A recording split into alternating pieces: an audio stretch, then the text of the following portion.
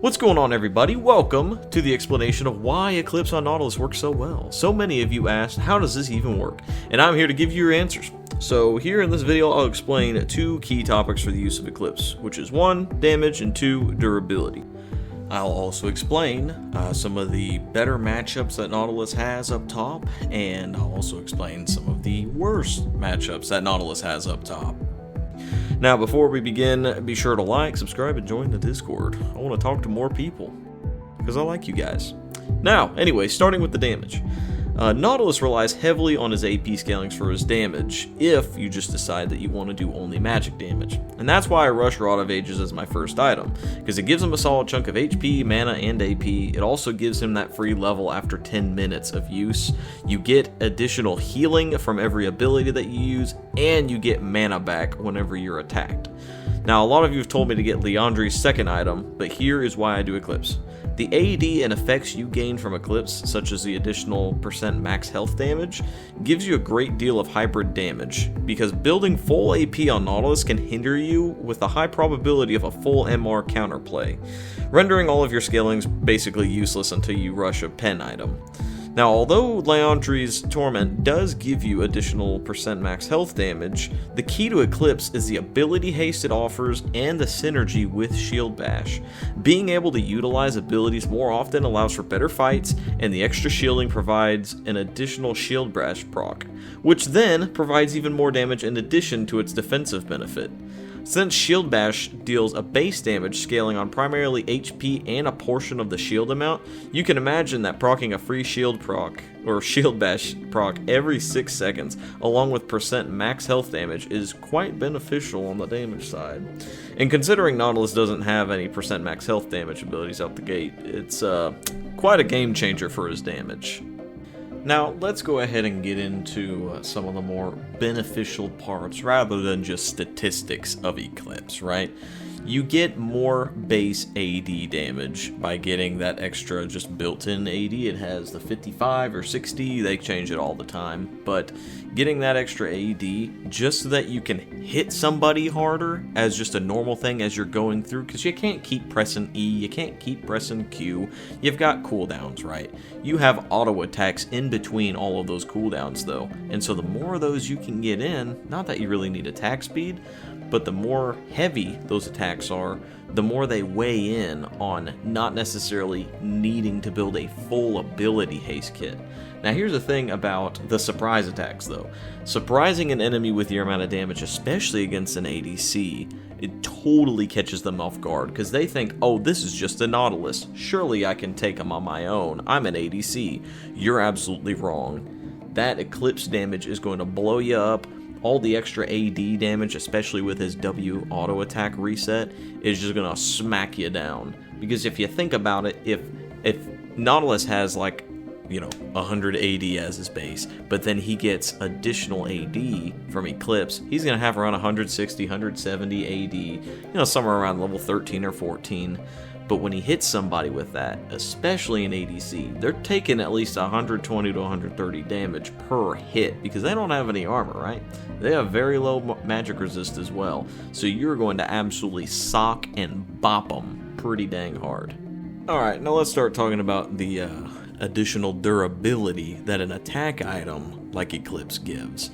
Now, Eclipse gives a shield whenever you proc the 2 attack combo that it wants you to do. And whenever you do that, it gives you a shield. I believe it's somewhere anywhere between 160 to 200 health shield, which is pretty solid. Now, it does not replace his W shield. Nautilus can still use his W shield with all that. That ain't a problem. The biggest thing is that it gives you additional ability haste to be able to cast that W shield a little bit more. Usually I'll couple that with either a Sundered Sky or a Spirit Visage, just to kind of increase his durability with healing, or his sustain with healing, and then the Spirit, you'll give yourself additional shielding on top of that.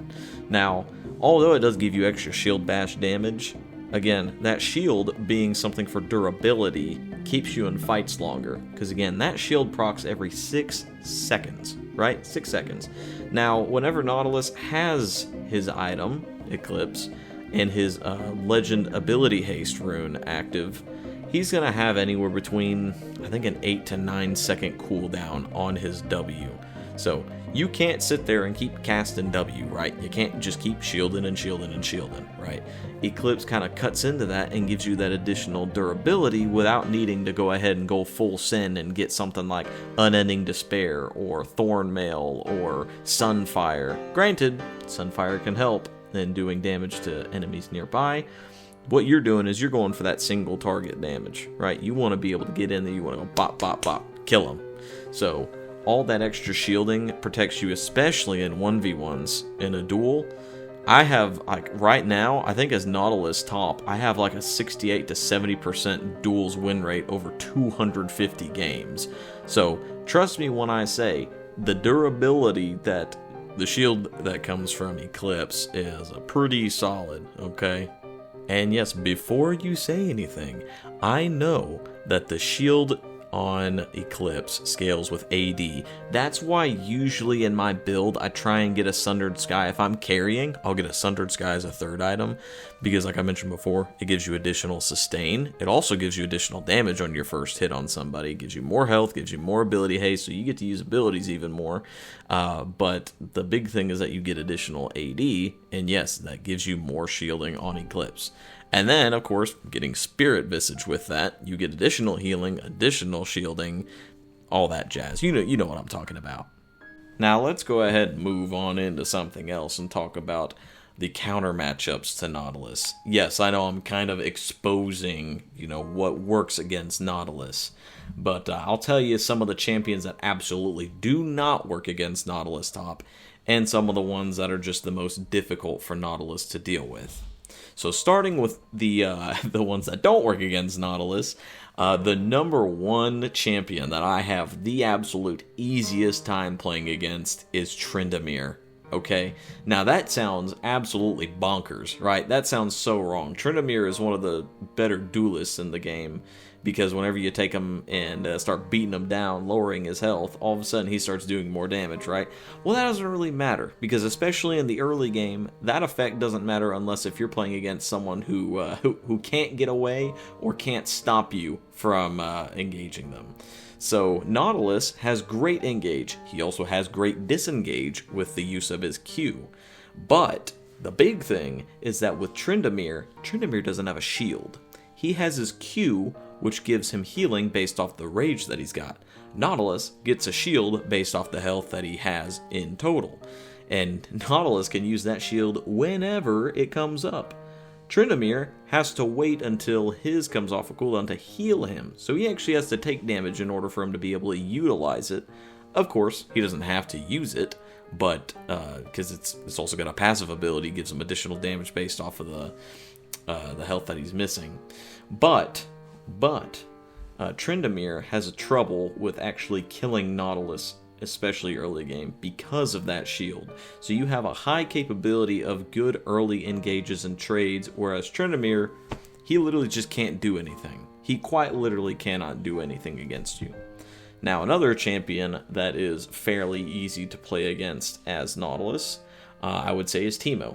Teemo's pretty solid as well. He's a good one to play against, because all he's going to do, he's going to focus really hard on farming as well as poking you.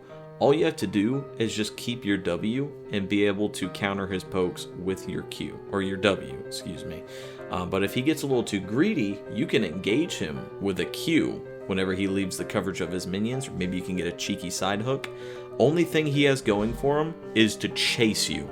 All he wants to do after you start turning tail and running from him is he's just going to chase you with a bunch of darts. He's just going to try and poison you. He's just going to try and auto attack you.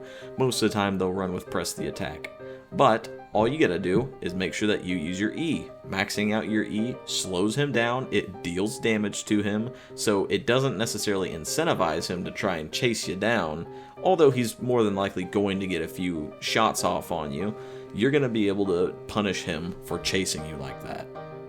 Now, as far as the champions that are not so great to fight against as Nautilus, I'll just kind of give you the lineup here and tell you about the ones that are the absolute worst. So starting number one, Aatrox is an absolute biggest threat to Nautilus. I have the hardest time playing against Aatrox.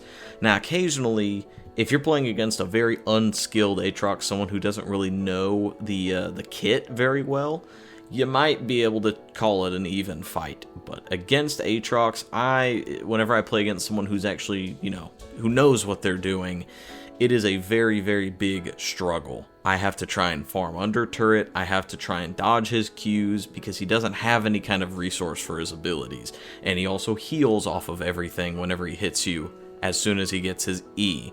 So it's very, very difficult. You just kind of got to swallow your pride and use the protection of turret as much as you can.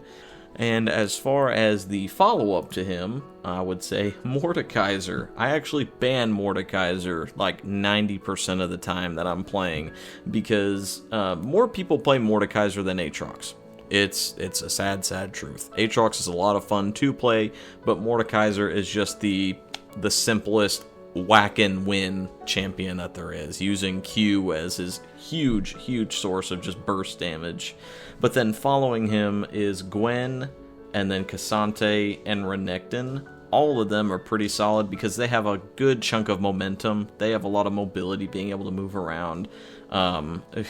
Cassante's tough because he can hold down his W and get a big stun on you, get max health damage on you, and then it allows him for follow-up attacks with his passive and his Q. As far as Renekton goes, he's just got a lot of good trading, getting in and out. He doesn't have any resource, just like Mordekaiser and Aatrox. So he's got a lot of good heavy engage. He can trade and win those trades with you.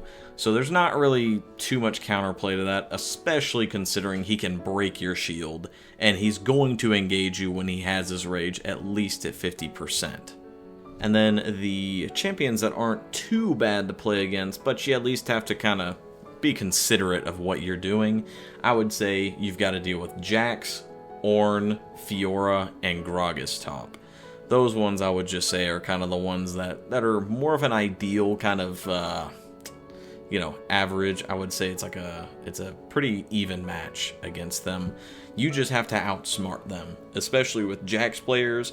They're going to want to engage you with their E. All you got to do is try and bait the E, Q away, and then you're going to have your Q up, especially if you hit a wall. You're going to be able to have that Q up again in like 5 seconds. He's not going to have his E for like another 10 at that point. So you'll be able to engage him, trade again at that point.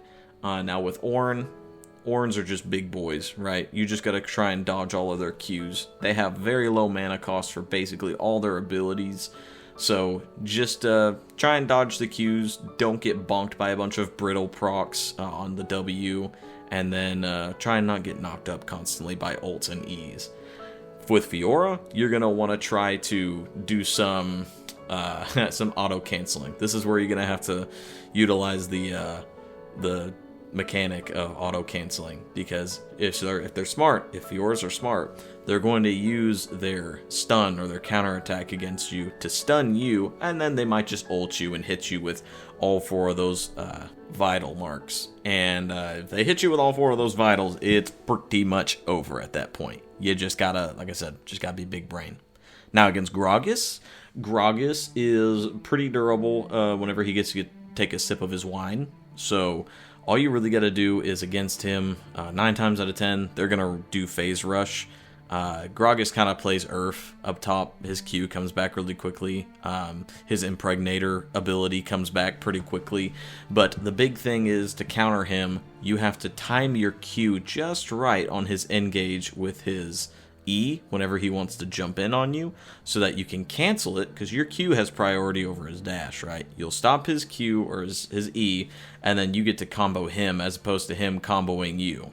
Now, that's about all I've got to say. So, I hope you enjoyed the video. If y'all want me to make more explanation videos, let me know in the comments of what you want me to talk about, or even show you on screen, because I'm trying to figure out how to make more of these on-screen things happen. Okay, I'm not super great at editing videos, but I try and make them look entertaining. So, just let me know what you want to hear, if there's anything that you'd like me to explain, even if it's just laning.